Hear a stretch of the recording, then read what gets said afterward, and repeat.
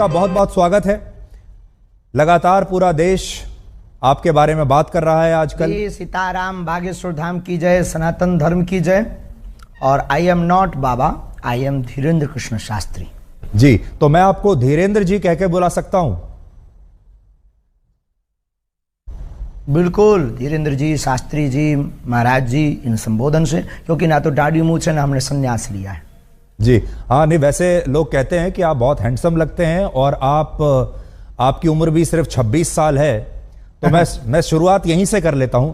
आप सिर्फ 26 साल के हैं। 26 साल तो एक ऐसी उम्र होती है जिस समय युवा हमारे ये सोच रहे होते हैं कि कौन सा स्मार्टफोन लेना है और कौन सी मोटरसाइकिल खरीदनी है और कहाँ जाकर नौकरी करनी है। और आप 26 साल की उम्र में ही इतने बड़े स्वामी या बाबा कह लीजिए या गुरुदेव कह लीजिए, आपके बहुत सारे नाम हैं, आप यहां तक पहुंच गए। तो ये सब हुआ कैसे? हमारे बागेश्वर धाम की परंपरा में पीढ़ी दर पीढ़ी दरबार लग रहा। पूज्यपाद दादा गुरुजी भी लगाते थे और दादाजी के पहले भी एक संत थे, वो भी लगाते थे। तीसरी पीढ़ी में हम सेवा कर रहे हैं, तो बचपन से ही सनातन का जुनून है। तो सनातन की बात और सनातन की सेवा कर रहे हैं और अपने इष्ट और सनातन संस्कृति, साधु संतों की तपस्या का प्रचार कर रहे हैं। बस यही हमारी एक छोटी कहानी है। वाइट ही वाइट है, ब्लैक है ही नहीं कुछ। लेकिन लोग अब आपकी कहानी में लगातार ब्लैक ढूंढ रहे हैं। मैंने सुना आपने कहा कि मैं और कोई स्पष्टीकरण अब नहीं देना चाहता इसके बारे में। आपको लगातार जो चुनौतियां मिल रही हैं, लेकिन देश आपसे ये जानना चाहता है कि इसमें कितनी उसका आज हमने नेशनल चैनल के सामने लगभग 20 से 25 चैनलों के कैमरा लगे होंगे। 4 लाख लोग थे। हमने चुनौती दी थी। चुनौती देने वालों को कहा था कि रायपुर हमारी जगह नहीं, छत्तीसगढ़ है, दरबार 20 और 21 को लगना है, किराया हमसे ले लो, जिन को दिक्कत है आकर के देखो। हम कोई दावा नहीं करते, हम कोई ईश्वर नहीं है। अभी हम साधारण इंसान है। गद्दी पर बैठेंगे, जो गुरु प्रेरणा लगेगी हम वो बता देते हैं और बालाजी की कृपा और संतों की तपस्या के प्रभाव से वो बात सत्य निकलती है। और सत्य को कितनी भी कसौटी पर कसा जाए, कितने न्यूज चैनलों ने एक्सपोज नहीं किया, कितने लोगों ने नहीं किया, आज तक बाल टेढ़ा कर पाए, क्योंकि हनुमान जी की कृपा और हनुमान जी के नाम का प्रचार है जी। आप धीरेन्द्र जी, आप खुद को गुरुदेव कहते हैं, स्वामी जी भी कहते हैं, धर्मगुरु, संत। तो आपका परिचय क्या है? आप हैं कौन? ना तो हम कोई संत हैं, ना हम कोई स्वामी हैं, ना कोई हम मठाधीश हैं। बागेश्वर धाम के चरणों के सेवक हैं। और श्रीमान जी, हम आपको बता दें कि हम जिस प्रकार पिता अपने पुत्र के रोग पर भगवान से, ईश्वर से, डॉक्टरों से, लोगों से प्रार्थना करता, दुआ के लिए गुजारिश करता, निवेदन करता, वैसे ही हम गुरु होने के नाते, उस गद्दी की सेवादार होने के नाते, बागेश्वर पीठ के सेवादार होने के नाते और सनातन धर्म के सच्चे साधक होने के नाते और मंत्रों की चिकित्सा को जानने के नाते आने वाले लोगों के लिए उनकी श्रद्धा को देखकर ईश्वर से प्रार्थना करते हैं। हमने आपके वीडियोस लगातार देखे सोशल मीडिया पर, इंस्टाग्राम पर बहुत सारे वीडियोस आपके चलते रहते हैं, जिसमें आप अपने कागज लेकर बैठते हैं और लोगों की मन की बात को आप पढ़ लेते हैं। तो ये जो मन पढ़ने वाली मशीन है, ये कहां आपने लगाकर रखी है और कैसे पढ़ते हैं आप? और लोग इसी को चमत्कार मानते हैं। देखो भाई, ये भारत देश है, इसमें ऋषि मुनियों की परंपराएं विविध रही और भारत इसीलिए तो विश्व गुरु रहा। यहाँ खूब खोज की फाइयान यात्री जैसे विदेशी लोग आए, पर भारत को विश्व गुरु उन्होंने इसीलिए तो माना सबने, क्योंकि भारत में वैदिक परंपरा, अति प्राचीन परंपरा है, ऋषियों की परंपरा है। और हमारे पास कोई मशीन नहीं है, ना हम कोई मन पढ़ने वाले माइंड रीडर हैं। हम तो अपने इष्ट के सेवक हैं और अपने शास्त्रों के सच्चे साधक हैं। उनके आधार पर जो हमें गुरुजी ने प्रेरणा दी, जो हमें इष्ट प्रेरणा देते हैं, हम वो लिख देते हैं। सच निकले या झूठ, वो व्यक्ति की श्रद्धा और बालाजी की कृपा। धीरेन्द्र जी, आप लोगों की आवाज हम तक और हमारी आवाज लोगों तक पहुंचाते हो, वैसे ही हम अपने इष्ट की जो चेतना तरंग है और लोगों की जो अर्जी है, वो अपने इष्ट तक, इष्ट की तरंग को लोगों तक पहुंचाते। न आप कुछ हो न हम कुछ। देखिए, जो आप बता रहे हैं, ये तो भारत की संस्कृति में जो योगी और मुनि और जो सिद्ध पुरुष हुआ करते थे, उनके पास ये शक्ति होती थी, ये हम भी सुनते आए हैं। लेकिन आपकी उम्र है सिर्फ 26 साल। जितनी आपकी उम्र है उससे दुगना या तिगना तपस्या करने के बाद जो योगी हुआ करते थे, हमारे जो ऋषि मुनि होते थे, तब उनके पास ये शक्ति आती थी कि वो ये सब कर सके। आपकी उम्र ही को टोटल 26 साल है, तो आपके पास ये चमत्कार की जो शक्ति है इतनी जल्दी कैसे आई है? बहुत अच्छा प्रश्न है, बहुत बहुत धन्यवाद, अच्छा प्रश्न। ये आपसे किसी ने पूछा नहीं होगा? तपस्वी तो नहीं है, ये घोषणा तो नहीं करते, लेकिन आज भी दिन ना रात, हाँ बहुत। अरे आपकी योग्यता का क्या कहना, आई प्राउड ऑफ यू। हमको आप पर बहुत गर्व है, आपकी लैंग्वेज से और आपके स्पष्ट प्रश्नों से। तो देखो, बाकी लोग तो वही घिसे पिटे क्वेश्चन करते हैं, आप ये जो बीच की नई चीजें ले आई, बहुत गदगद कर गई हमको। तपस्वी हम नहीं हैं, लेकिन दिन ना रात तपस्या में ही गुजर रहा। 9-10 साल की अवस्था से ही हमने बालाजी की सेवा की। जब बच्चे खेलना सीखते थे तब से हमने हनुमान चालीसा का पाठ, और गुरु ने जो विधान बताया वो मीडिया पर बताने का विषय नहीं है, वो अनुभव का विषय है। कभी आप आइएगा तो उसको हम आपको बताएंगे कि हमने क्या क्या अपने जीवन में मुश्किलों को सहा, कितना हनुमान चालीसा का पाठ किया, रातों भर हनुमान जी के चरणों में बैठकर रोए हैं, रातों भर हवन किया है। उसका ही ये परिणाम है जो आज सनातन संस्कृति का झंडा जगह जगह गाड़ा जा रहा है। और जो भोले भाले लोगों को धर्मांतरण कर रहे थे छोटी छोटी ट्रिक दिखाकर, ऐसे मिशनरियों के मुंह पर तमाचा। भारत के इतिहास में नेशनल चैनलों के सामने कोई पादरी नहीं आया, कोई अन्य धर्मों के लोग नहीं आए, पर बागेश्वर धाम ने चैलेंज देकर के ललकार कर गद्दी पर ठोक कर झंडा गाड़ा है आज रायपुर के दरबार में। अच्छा, आप तो इतना लोगों के मन की बात जान लेते हैं, अंतर्यामी आप हैं। इस समय करोड़ों दर्शक आपको देख रहे होंगे, क्या आप इस समय कोई हमें चमत्कार दिखा सकते हैं? लाइव भी अंतर्यामी नहीं है, और हम कोई भी अंतर्यामी नहीं है। ऐसा कोई जो है अंतर्यामी होने का आज तक हमने दावा नहीं किया। अंतर्यामी सिर्फ परमात्मा है, हम तो उनके सेवक हैं। और हम कोई जादूगर नहीं है कि कोई भी बोले कि आप डमरू बजा दो तो हम चमत्कार दिखा दें। हम अपने इष्ट से प्रार्थना करने वाले एक याचक हैं। तो हमारे सामने तो जब वो आएगा उसकी श्रद्धा दिखेगी, हम प्रार्थना करेंगे, वो सनातनी बनेगा, हम प्रार्थना करेंगे, हमारे बालाजी उस पर कृपा कर देंगे। लॉजिक सीधा सा है, फंडा सीधा सा है। और जादूगर मैजिशियन थोड़ी है कि डमरू बजाए, हाँ भाई आ जाओ खेल देख लो। अब देखो, प्यासा कुआं के पास जाता है, कुआं प्यासे के पास नहीं जाता है। जी वीरेंद्र जी, मैंने देखा आपके वीडियोस में, हम किसी को बुलाते भी नहीं है, बिल्कुल की श्रद्धा अच्छा आ जाए तो ठीक। आप ये बताइए, मान लीजिए अगर कोई और धर्म का व्यक्ति आपके पास आए, कोई इस्लाम को मानने वाला आए, कोई ईसाई धर्म को मानने वाला अगर आपके दरबार में आए और आपसे मदद मांगे, तो आप सिर्फ सनातनियों के लिए ही मदद करते हैं, या अगर कोई इस्लाम को मानने वाला भी आपके पास आ जाए तो आप उसके लिए भी आपके जो इष्ट देव हैं उनकी भी मदद करेंगे? बिल्कुल, मानव होने के नाते हमसे तो बहुत मुसलमान भाई भी जुड़े हैं, और बहुत क्रिश्चियन वाले लोग भी हमारे पास आते हैं, अन्य पंथों के लोग भी हमारे पास हजारों की तादाद में आते हैं। हम गिनती गिनवा देंगे कई दरबारों में। आप हमारे वो खोजिएगा, वो बताइए क्या बोलते हैं अपना नेट का, यूट्यूब खोजिएगा, यूट्यूब पर आपको लंबी लिस्ट मिलेगी। उसमें कहीं ना कहीं मुसलमान भाई का विचार उद्भाव और वो जो माइक पे बोलते हैं वो बाइट मिल जाएगी आपको, हम आपको भिजवा देंगे, आप अपनी टीवी पर दिखवा देना लोगों को।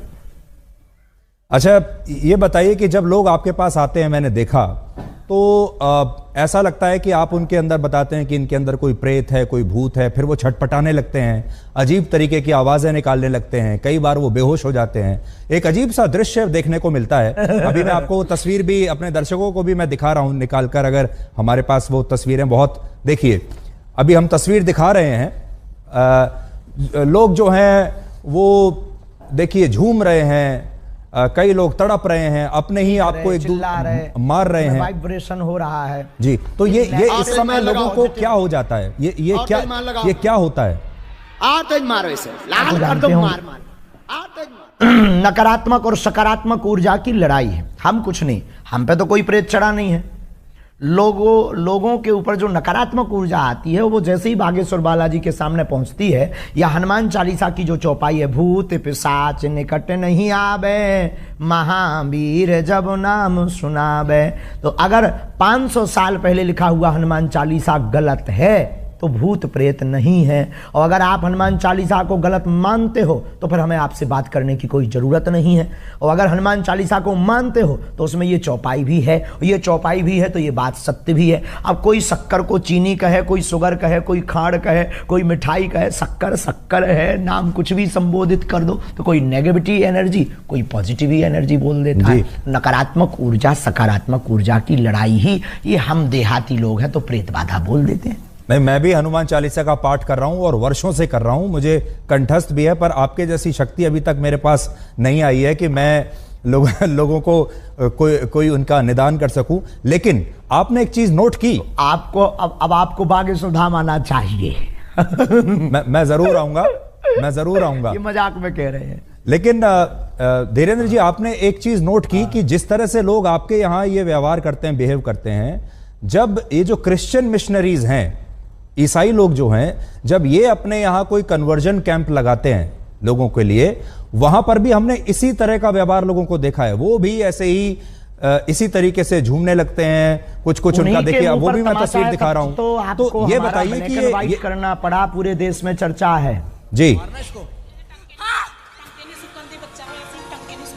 पूरे देश में इसी बात की तो चर्चा है। ये मिशनरियां क्यों पीछे लग गई? क्योंकि इनकी दुकान बंद हो गई।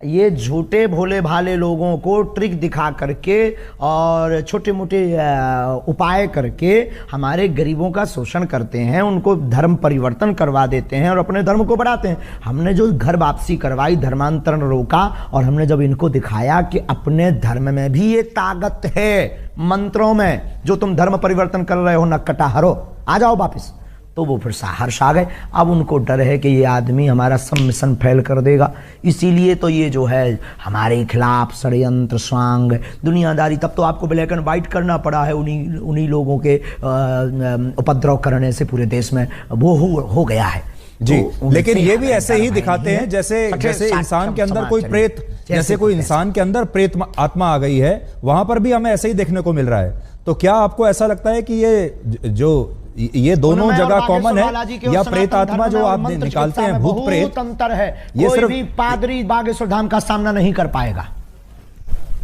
जी। कल से आप लगातार टीवी चैनल्स पर इंटरव्यू दे रहे हैं, मैंने आपके बड़े इंटरव्यूज देखे। आपने सोचा था कि इतनी जल्दी आपके जो भक्त हैं वो तो हैं ही, लेकिन अब देश में जो लोग आपको नहीं जानते वो भी अब आपको जान गए हैं। अचानक से आप पिछले 48-50 घंटे में बड़े मशहूर हो गए हैं। तो वो जो समिति है जो आपके पीछे पड़ी, उसका तो धन्यवाद देना चाहिए आपको। आंधी की भैया, उनको बहुत बहुत धन्यवाद है, क्योंकि हम भी अंधविश्वास के खिलाफ हैं। और देखो, ये आंधी के नाम है, बात में दम और शक्ति होनी चाहिए। अपने मीडिया को मैनेज करके कोई भी नाम फेमस करा सकता है, कर सकता है, पर अगर दम नहीं होगी, ताकत नहीं होगी, सच्चाई नहीं होगी, बोल्ड आउट हो जाएंगे। आज पूरे नेशनल मीडिया एक्सपोज करने आई थी, आपका चैनल भी तो आया था। आपका चैनल ने चूंकि उल्टा दिखाया है, क्योंकि पता नहीं आपके चैनल को क्या हुआ है। जो हमने ललकार कर चुनौती दी थी उसको पता ही नहीं, उसके पास भी नहीं भेजा और आप लोग भी नहीं आए। तो आप लोगों ने तो ये दिखाया कि सफाई देते देते आंखें भरी हैं। अरे सफाई देते हमारी आंखें भरेंगी, हम बब्बर शेर हैं, उनको हमने रुला दिया है झंडा गाड़ करके। तो कल हम फिर कहेंगे कि कल आकर के आंखों, खुली आंखों से लोगों को देखना चाहिए। आप बिजी रहते हैं तो आपको नहीं बुलाएंगे। पर मैं देख रहा था आप बड़े क्रोधित थे, मैंने आपके जो वीडियो देखे कल के और आज के, बड़े क्रोधित थे आप, और बड़ा गुस्सा आपको आ रहा था, और आप कह रहे थे कि मैं अपने आपे में नहीं हूं। एक्सपोज जब नेशनल चैनल ने किया, क्या हमने झंडा नहीं गाड़ा? हाँ, हम अपनी शक्तियों के उसमें थे, लेकिन आज हमने झंडा गाड़ दिया सनातन का। जो कहते थे चमत्कार नहीं होते, भारत के इतिहास में क्या किसी पादरी के खिलाफ इतने न्यूज चैनल लग करके उन्होंने कभी हुआ एक्सपोज? आप हाँ या ना भर बोल दीजिए बस। तो अच्छा, उसी से संबंधित आपसे सवाल पूछता हूं। आप में और एक पादरी में और एक मौलाना में, जो मौलाना झाड़ फूंक कर रहा है, जो पादरी जो अभी हमने आपको दिखाया वो कर रहा है, और आप जो कर रहे हैं, तीनों में फर्क क्या है? बहुत सुंदर प्रश्न, very good, thank you very much my dear, I proud of you. उसमें और हम में बागेश्वर धाम में यही अंतर है कि देखो, हम किसी भी प्रकार का शोषण नहीं करते, हम दक्षिणा नहीं लेते, हम अपने से नहीं जोड़ते। आने वाली चढ़ोतरी को हम गरीब बेटियों के विवाह में लगाते, 3 साल से निःशुल्क भंडारा करवाते और 2029 तक भक्तों के सहयोग से 400 बेड का विशाल cancer hospital and research institute centre बनवाने जा रहे हैं। हम दंगा नहीं फैलाते, हम शोषण नहीं करते, हम हलाला नहीं करते, हम डुबकी के नाम पर भगवान को लिए डराते भी नहीं है। हम सिर्फ श्रद्धा के नाम पर बालाजी की महिमा गाते हैं। इतने अंतर हैं, इसकी एक बहुत बड़ी किताब बनेगी जी। लेकिन वो भी प्रेत ही निकाल रहे हैं लोगों के अंदर से, आप भी प्रेत निकाल रहे हैं लोगों के अंदर से, और लोग जिस तरीके से बिहेव करते हैं वो भी सेम लगता है। हम तो ईश्वर से जोड़ते हैं, हम कोई दावा नहीं करते, हम कैंसर नहीं मिटाते हैं, हम प्रेत नहीं हटाते हैं, हम भूत नहीं हटाते, इष्ट हटा देते हैं, बालाजी हटा देते हैं। आई एम नॉट मिरेकल मैन, हम बहुत साधारण और सरल आदमी। अच्छा, आपसे यह जानना चाहते हैं, जब आप अपने दिन की शुरुआत करते हैं, जब आप दरबार लगाते होंगे, हजारों लोग आते हैं, उनमें से आप कुछ लोगों को चुनते हैं, वो लोग आपके पास आते हैं, अपनी समस्या बताते हैं, उन लोगों को आप कैसे चुनते हैं, पहली बात। फिर जब वो लोग आते हैं तो आप उनको कहते हो मुझे पहले से ही पता है कि आपकी समस्या क्या है, कागज पर आपने लिखी होती है। ये सब आप, इसकी तैयारी आप कैसे करते हो? सुबह सुबह आप उठ के हनुमान जी से पहले कह देते हैं कि भाई आज मुझे शक्ति चाहिए? कोई तैयारी नहीं है, कोई प्रयोजन नहीं है। नहीं, ये सब नहीं है। वो तो जाके गद्दी पर आवाहन करते हैं कि जिनकी पर्चा बनना हो आप मन में प्रेरणा दीजिए। तो वो मन में प्रेरणा दे देते कि भाई अमुक व्यक्ति को बुला लीजिए, नीरज को बुला लीजिए, धीरज को बुला लीजिए, विवेक को बुला लीजिए, इनको बुला लीजिए। ऐसी मन में प्रेरणा लगती, वो वहाँ बैठा होगा, ऐसे कपड़े पहना होगा। अब जैसे आज एक अद्भुत हो गया, अब कोई कहे कि तो माइंड रीडिंग हो सकता है। आज हमने आप में से किसी एक पत्रकार को कहा कि जाओ तुम जिसको उठा कर लाओ, उसी का पर्चा हमने पहले से ही बिफोर टाइम बनाकर रख दिया। अब वहां पूरी विज्ञानता शून्य हो गई। वहां दिमाग खराब हो गया सबका जी। और हमने कह दिया कि आप सब पत्रकारों में से 2 पत्रकार, नेशनल चैनल लगे थे, हमने कहा था 2 पत्रकार हमारे सामने भेज दीजिएगा। 2 पत्रकारों की हम अर्जी लगा देंगे। 2 की हमने लगा भी दी, ऐसी लगाई, अरे झंडा गड़ गया सनातन का। आज की लिंक जरूर सबको भेज दीजिए, दिखाइएगा आज का दरबार। हाँ, आप मुझे भेज दीजिएगा। अब मान लीजिए इतिहास में हुआ है। यही प्रश्न दूसरे तरीके से पूछता हूं। मान लीजिए मैं आपके दरबार में आऊं, मैं आपके सामने बैठा हूं, आपने मुझे बुलाया और मैं आपके सामने आ गया। अब आप मेरे जीवन में क्या चल रहा है और क्या होगा आगे, ये कैसे पता लगाते हैं? आभास होता है। देखो, हम कोई अंदाजा तो लगाते नहीं, आभास होता है। हम प्रार्थना करते हैं, पेन कागज कलम लेते हैं, ध्यान में अंदर ही अंदर जाते हैं कि हाँ प्रभु कृपा करो। तो सनातन धर्म के उत्थान के लिए जो उन्होंने हमें चेतना तरंग दे रखी है, वो तरंग हमें प्रेरणा दे देती, हम कलमबद्ध कर देते, वो कह देते अच्छा प्रभु लाज रखना अपनी भी और हमारी भी, और वो सत्य निकलता है। बस इतना लॉजिक है। ये लॉजिक परे है, इसी का नाम तो सिद्धि है। जो समझ में ना आए वही तो चमत्कार। अभी आप लगा सकते हैं ध्यान मेरे बारे में? आज से 30 साल पहले कोई कहे कि आप देश विदेश में बैठे सकते, देश विदेश में बैठे लोगों को वीडियो कॉल पर आप तुरंत बात कर पाएंगे। 30 साल पहले ये कोई कहता था तो कहते कितना झूठबाज आदमी है, मूर्ख आदमी है, ऐसा हो ही नहीं सकता, ये तो चमत्कार होगा। लेकिन आज सहज है। पर देखिए धीरेन्द्र जी, एक जमाने में जब बारिश होती थी, लोग क्या कहा? देखिए, जब एक आज से सैकड़ों वर्ष पहले, हजारों वर्ष पहले जब बारिश होती थी तो उसे भी लोग चमत्कार समझते थे। सूर्य ग्रहण होता था, उसे भी चमत्कार समझते थे। दिन और रात, सुबह और शाम जब रात होती है, उसे भी चमत्कार समझते थे। बाद में यह पता चला धीरे धीरे धीरे कि यह चमत्कार नहीं, यह विज्ञान है, इसके पीछे विज्ञान है।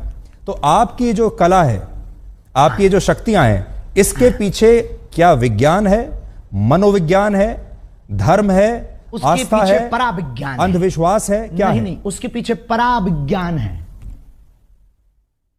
पराविज्ञान है। बहुत अच्छा प्रश्न आपने किया। इसके पीछे पराविज्ञान, सूक्ष्म जगत विज्ञान, जिसे आज तक विज्ञान बहुत सालों से खोज रहा, समझ नहीं पा रहा।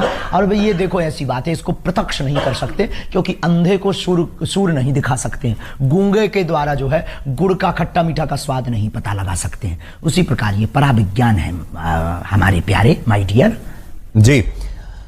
मैं जब आपको देखता हूं, आपका जो, देखिए किसी भी गुरु के लिए उसका जो एक अपीयरेंस होता है, वो उसके जो शिष्य हैं उससे बड़े प्रभावित होते हैं। आपका जो एक अपीयरेंस है, यानी आपकी जो वेशभूषा है, जिस तरीके से आप अपने भक्तों के सामने अपने आप को प्रस्तुत करते हैं। इस समय भी जो आपकी वेशभूषा है, देखिए बड़ी रंग बिरंगी वेशभूषा है। आपने एक मुकुट ऐसा लगाया हुआ है जैसे एक जमाने में मराठी जो मराठा राजा लगाया करते थे। है तो इसके पीछे आपका क्या मनोविज्ञान है कि आप जो इस तरीके से अपने आप को प्रस्तुत करते हैं, जबकि जो साधु संत होते हैं वो तो बहुत सिंपल रहते हैं, सरल भाव से रहते हैं। मनोविज्ञान, एक महात्मा आए हमको कंबल दे गए, एक महात्मा आए कंबल दे गए, एक व्यक्ति आया टोपी दे गया, हमने टोपी लगा ली, एक व्यक्ति आया कंबल दे गया। अब कंबल पहनना कौन सा भैया वो है, अब कंबल पहन लिया, अब क्या गलती कर दी यार भाई, अब ठंड लगती है तो कंबल ना पहने, क्या करें, मर जाए क्या। नहीं हमें देखिए राहुल गांधी पूरी सर्दियों में बिना राहुल गांधी टी शर्ट पहन के घूम रहे हैं और वो कह रहे हैं मैं तपस्वी हूं, तपस्वी को कभी सर्दी नहीं लगती। बात कीजिए, अध्यात्म की बात कीजिएगा, अध्यात्म की बात कीजिएगा। सॉरी कोई राजनीतिक मुद्दा पर बात नहीं। मैं तो राजनीति कह ही नहीं रहा, मैं तो ये बता रहा हूं कि राहुल गांधी भी तो एक तपस्वी है, उनको सर्दी नहीं लग रही, आपको लग रही है। आप हाँ, हम कमजोर आदमी हैं भैया, उनसे जाके पूछो, हम किसी के बारे में क्या कह दें। आई am not politician, I am only spiritual गुरु। आप पॉलिटिशियन तो नहीं है, लेकिन पॉलिटिशियन आपके बहुत सारे पॉलिटिशियन आपके शिष्य हैं। देखिए आपके जो विरोधी हैं उन्हें यह बात भी बुरी लगती है कि बहुत सारे नेता आते हैं बागेश्वर धाम पर आते हैं, बहुत सारे नेता आपके शिष्य हैं, बहुत सारे जो सरकार में बैठे बैठे बड़े जो लोग हैं वो आपके शिष्य हैं। आपको पुलिस की प्रोटेक्शन मिलती है, आपको जो है एक अलग तरह का सम्मान इस समय सरकार की तरफ से मिल रहा है, और वो तब मिलता है जब कोई धर्म गुरु नेताओं के साथ बहुत सरकार करीब आ जाता है। व्यक्ति की समानता के लिए नहीं, सब व्यक्ति की जान माल की सुरक्षा करना सरकार का काम है। हम किसी भी पार्टी के आदमी नहीं है, हमारे हर पार्टी के डिवोटी है, हर पार्टी के हमारे शिष्य हैं और स्नेही हैं और आत्मा है।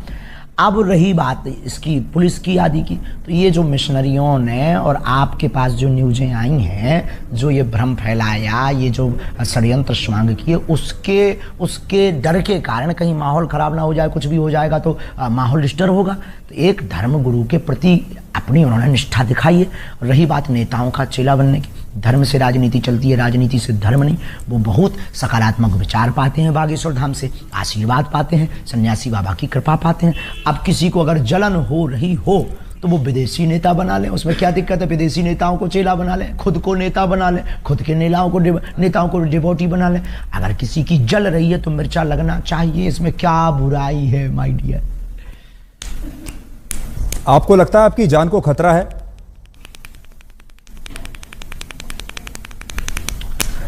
ये जो प्रपंच हो रहे हैं हमें, देखो मरना बार बार है नहीं है, एक बार बचना नहीं है, इसलिए हम बहुत स्वच्छंद आदमी और बहुत दिल खोल कर बोलते हैं। बाकी जो होना है वो तो होना ही है, लेकिन पीछे तो लगे ही है, ये भी नहीं कह सकते कि नहीं लगे। छतारी में हमने घोषणा कर दी थी, इस षड्यंत्र जो अभी आप लोग लेके बैठे हैं, ये हमने आज से 1.5 महीना पहले, लोग हमसे कह रहे हैं आपकी ब्लैक एंड व्हाइट पे ये दिखा देना। छतारी में हमने कह दिया था कि अब हमारे खिलाफ षड्यंत्र होगा, अब वो हो गया। देखिए मैं तस्वीर देख रहा हूं, इसमें देवेंद्र फडणवीस आपके सामने हैं, डिप्टी सीएम महाराष्ट्र के पूर्व मुख्यमंत्री। हमने नितिन गडकरी की भी फोटो देखी, मनोज तिवारी भी आपके सामने हैं, कुछ बात कर रहे हैं। तो इससे ऐसा लगता है कि अब आप देश के शक्तिशाली लोगों के साथ आपका उठना बैठना हो गया है। हमारा पहले से ही उठना बैठना शक्तिशाली श्री हनुमान जी के साथ है, ये भूल गए आप। पूरे आला वर्ल्ड के मैनेजमेंट गुरु लॉर्ड हनुमान के साथ हमारा उठना बैठना है 11 साल की अवस्था से। वो दिखाइए जरा फोटो।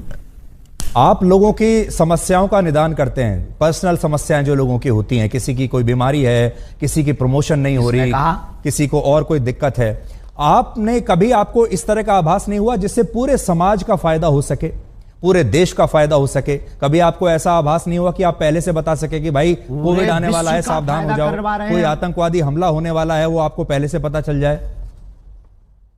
हाँ, बहुत अच्छा, ये भी बहुत अच्छा। देखो कोई अर्जी लगाता है तो हम उस आधार पर, जैसे हमारे पास राजनीतिज्ञ लोग आते हैं तो वो पूछते हैं प्रदेश का हाल क्या होगा, तो हम बता देते हैं भाई ऐसे ऐसे संयोग बन रहे हैं। हम कोई, आई एम नॉट भविष्य वक्ता, हम कोई ज्योतिषाचार्य नहीं है, हम भविष्यवक्ता नहीं, हमें जैसी प्रेरणा लगती है हम बता देते भैया ऐसा होगा।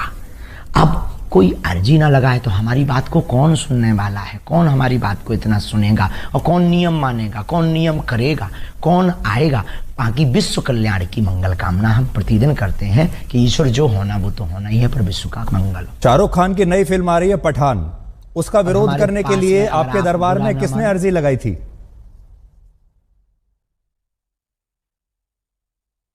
अरे वो किसी ने नहीं, वो तो उसने वो गा दिया था, हमें बच्चों ने बताया ये भगवा रंग गा दिया, तो उनका भगवा रंग ही क्यों बेशरम है भाई, ब्लैक रंग, हरा रंग, ऑरेंज रंग और भी रंग भी है, उनको भी बेशरम बनाओ जी। तो क्या गलत कर दिया भाई, ये गलत थोड़ी है। हर बार भगवा रंग ही क्यों बेशरम, हर बार हम सनातनी हिंदू ही क्यों टारगेट, हर बार हम संत ही क्यों, और आपके ब्लैक एंड व्हाइट से कहेंगे कि जो हमारा आपने ब्लैक एंड व्हाइट लिया है किसी ने नहीं पूछे, और हम आपसे बहुत खुश हैं। हमने कहा ना 3 बार हम आपकी तारीफ कर चुके हैं, बहुत सहज हैं आप, बहुत अच्छे हैं, और आपके ब्लैक एंड व्हाइट को देखना चाहिए लोगों को। आई सपोर्ट यू, पर आप हमारा भी सपोर्ट करिए सनातन का। जी नहीं देखिए, हमारा स्वामी जी, हमारा जो कर्तव्य है वो है ब्लैक और व्हाइट। अब आप अपनी बात कहने के लिए, अपनी पैरवी करने के लिए स्वयं बैठे हैं।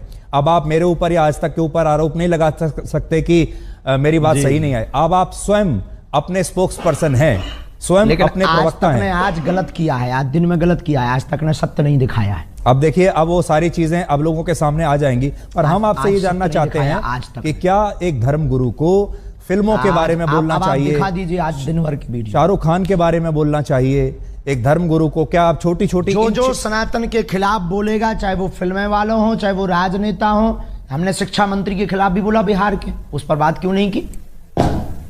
जो सनातन का विरोध करेगा हम उसके खिलाफ बोलेंगे। अगर ये दंगाई है, अगर ये भड़काऊ है, तो ये होते रहना चाहिए, इतना खौफ बहुत जरूरी है। तो ये आरोप, आप इसका मतलब सही है आपके ऊपर, जो लोग कहते हैं कि आप हिंदुओं को जो आते हैं वहां पर उनको भड़काते हैं, आप एकजुट करते हैं, लोगों को समझ में भड़काना आता है, जो हिंदू नहीं है उनको भड़काना आता है। अपनी अपनी समझ है। किसी को कल तक हम पाखंडी नजर आ रहे थे, किसी को कल तक हम चुनौती से भागने वाले नजर आ रहे थे, जब आज हमने ठोक दिया, ठिकाने लगा दिया, तो बुद्धि ठिकाने लग गई पूरी नेशनल मीडिया के सामने। तो ये अपनी अपनी, जब तक हमको समझा नहीं तब तक वो ऐसा समझेंगे।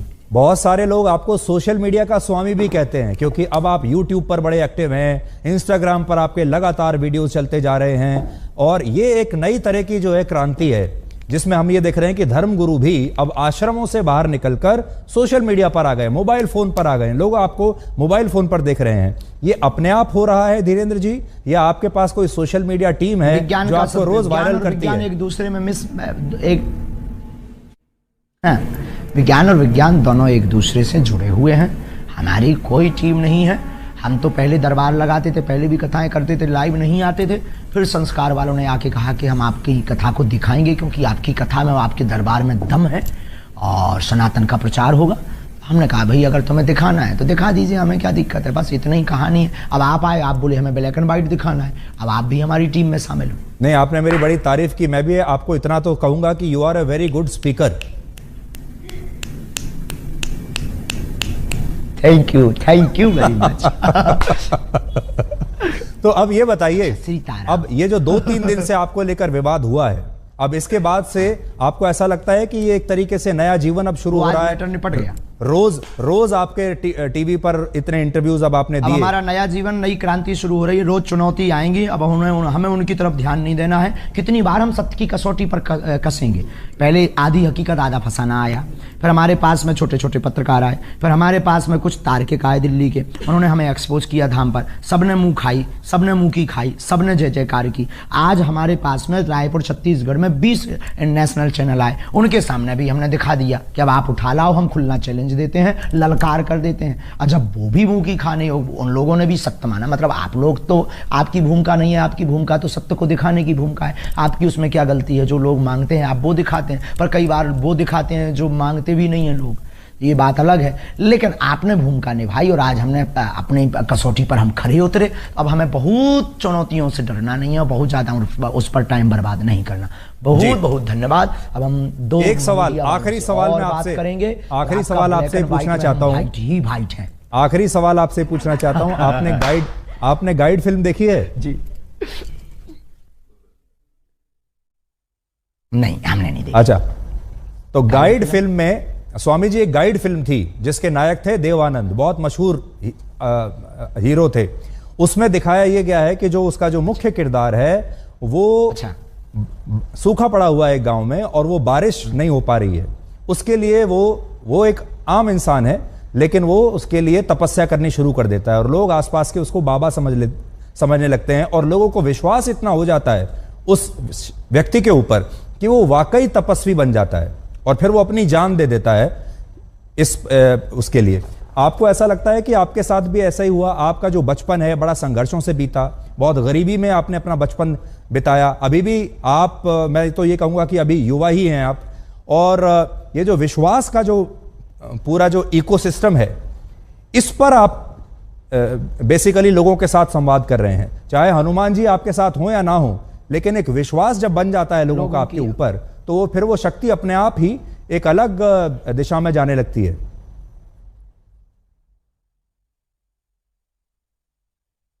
बहुत अच्छी बात बोली, लॉजिक वाली बात बोली है और इस बात में बहुत ताकत और दम है। देखो, हमें हनुमान जी ने चुना है, और रही बात लोगों की श्रद्धा की, श्रद्धा टूटती और बनती रहती है, लोग स्थिर नहीं रहे, किसी के नहीं। दूसरी बात, इस विषय पर हमारा सिर्फ यही कहना है कि हमने कभी अपने से लोगों को नहीं जोड़ा, लोगों की बाहें पकड़कर हनुमान जी से जोड़ा। अगर ये गलत है तो क्या कहते हैं, बस हम ना कोई तपस्वी हैं, ना हम कोई बहुत साधारण भाषा में बोलें कि बहुत बड़े चमत्कारी हैं, साधारण इंसान है।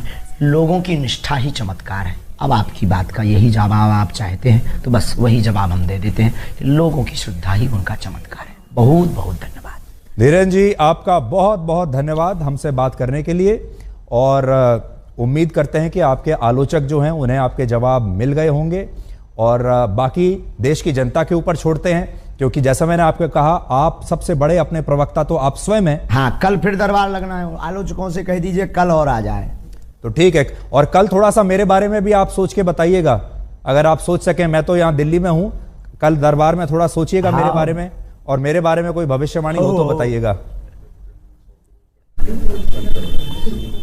अरे अब आपके बारे में क्या करना, सामने कर देंगे, इस पे तो ये हो जाएगा कि कंट्रोवर्सी हो जाएगी, कुछ उल्टा निकल जाएगा मुंह से।